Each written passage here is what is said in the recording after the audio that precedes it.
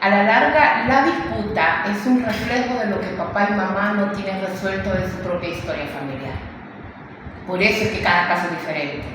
Entonces, por ejemplo, si yo soy la madre y yo tengo una historia de abuso donde papá era mi abusador, yo voy a trasladar en el presente inconscientemente como un espejo la historia que yo no tengo resuelta con mis hijos.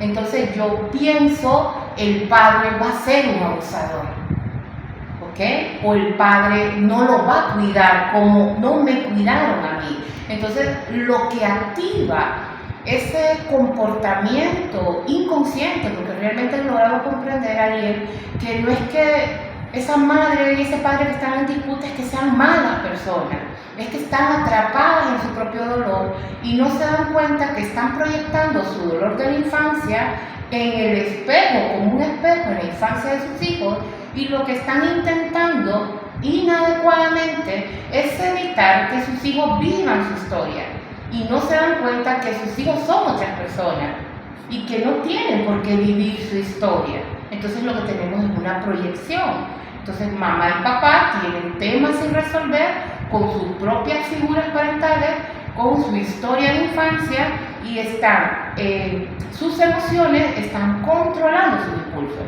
Y eso es lo que le puede llevar a perder de vista posiciones adultas en medio de temas de definir quién es la persona que mejor generaría equilibrio en el proceso de crianza de los hijos. ¿Cuál es la fórmula para que asimilen la situación que se está viviendo? Pues, ¿se les dice tal cual es o cómo se debe de manejar? Pues la mejor fórmula, si tú quieres hablar de fórmula, sería que no existiera disputa. Es lo ideal.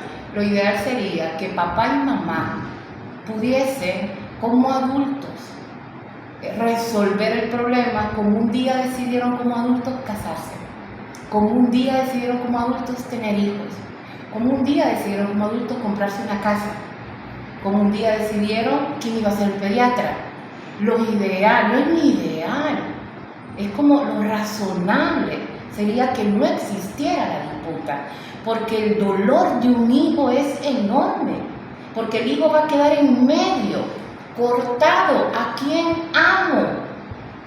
Y si digo que estoy alegre porque me voy con el que tiene la patria potestad, el niño siente pena. ¿Cómo se siente el que no se quedó con la patria potestad? ¿Me explico? Entonces, lo ideal sería que los adultos encontrasen el mejor camino de solución para evitar llegar a disputas legales.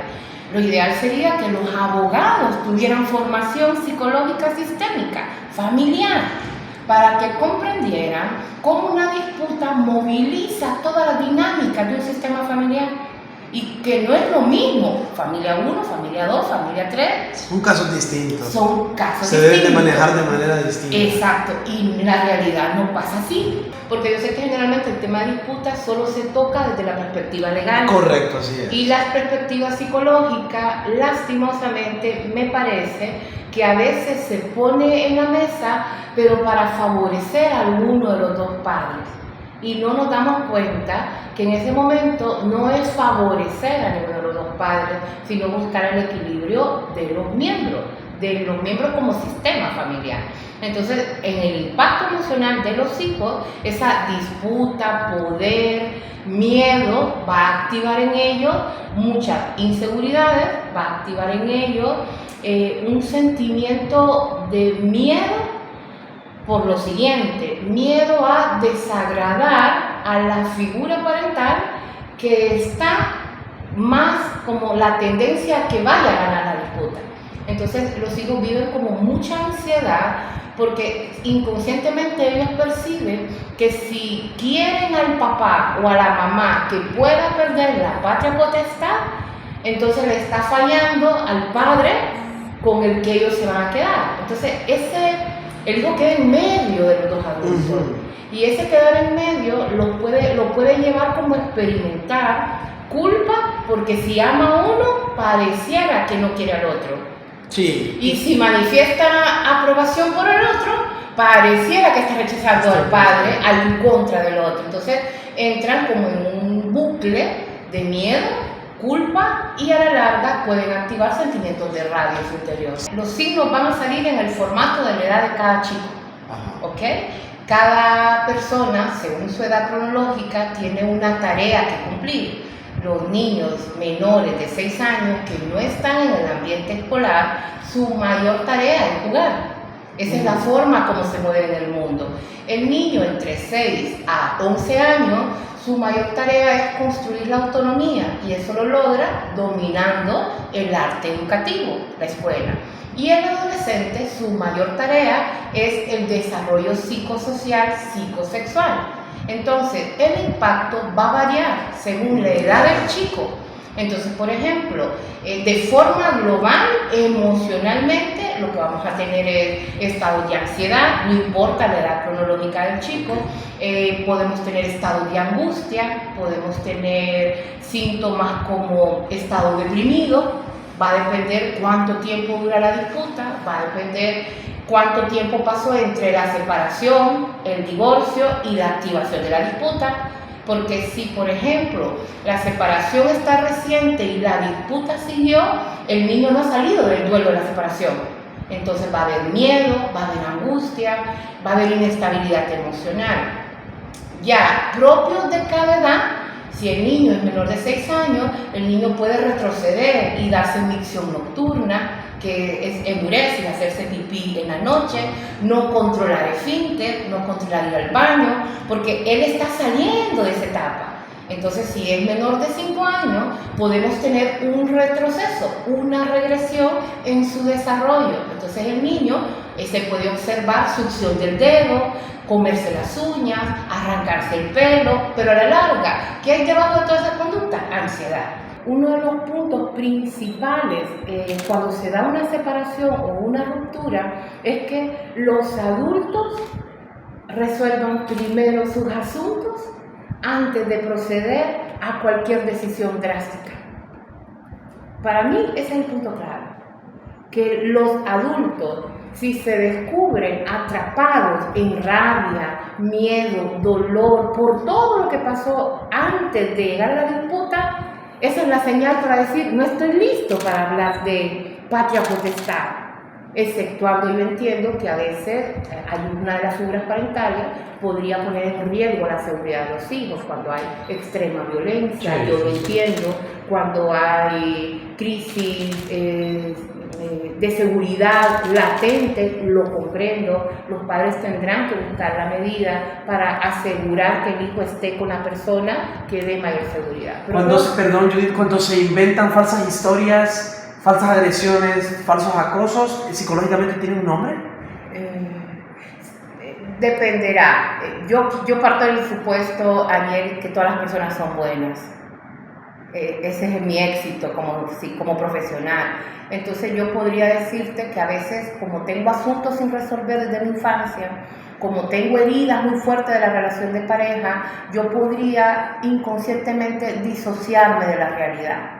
Entonces, cuando me disocio, yo me recreo una realidad fruto de mi dolor.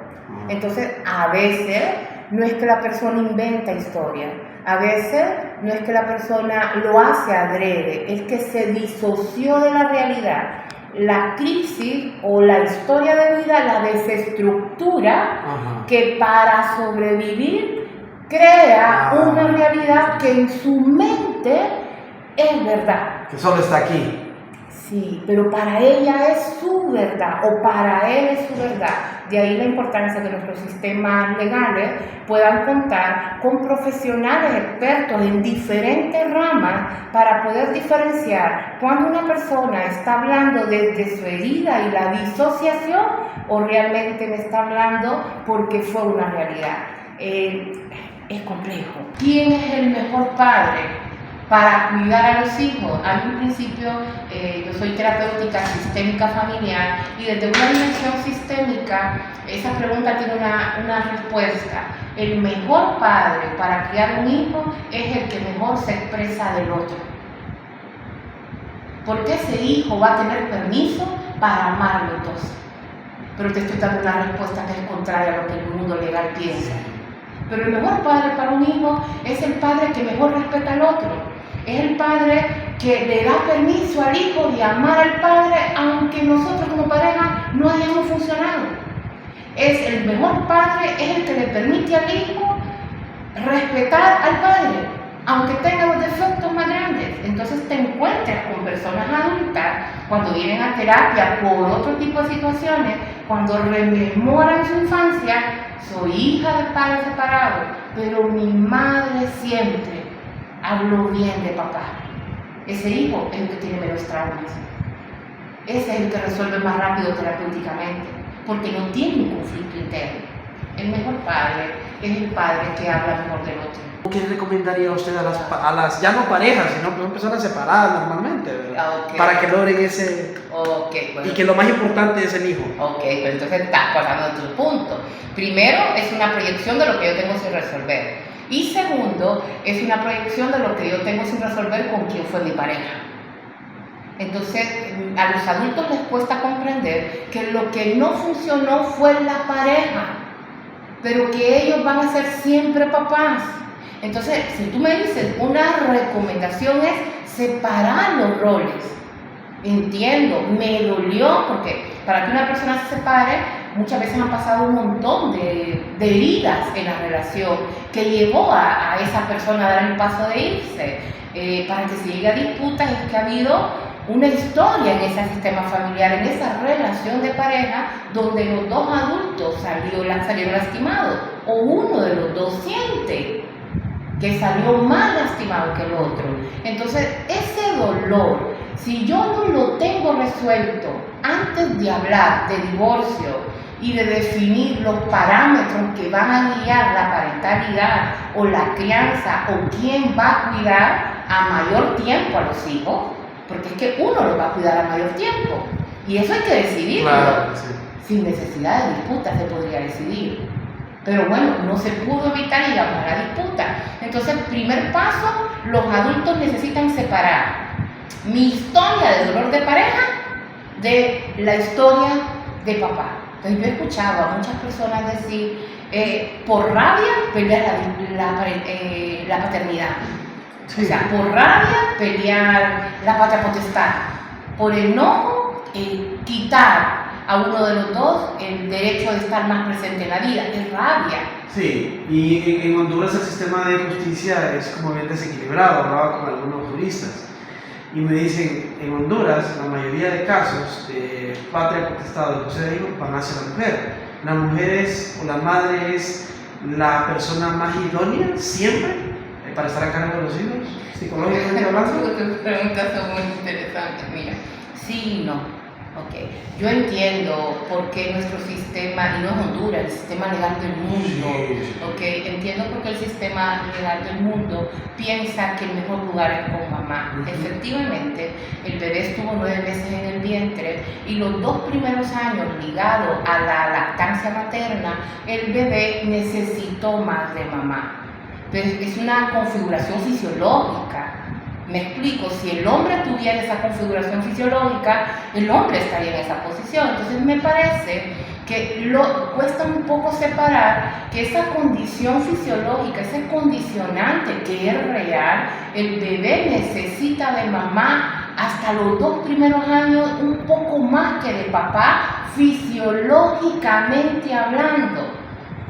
Pero psicológicamente hablando, el bebé necesita de los dos para poder ir configurando el vínculo, raíces, para enraizarlo al sistema familiar e ir construyendo su dimensión psicológica, social, psicosexual, su desarrollo integral. Entonces, pareciera que la madre es la que está en mejores condiciones. Las estadísticas dicen eso. Pareciera. Sin embargo, yo que trabajo con el dolor del hombre y de la mujer, puedo asegurarte que los hombres están igualmente capacitados que la madre para poder criar a un hijo. Solo que es un paradigma social, que si no es la madre, no va a ser igual cuidado. Sí. Claro, un paradigma social que se ha ido fundamentando por la ausencia del hombre en nuestros hogares.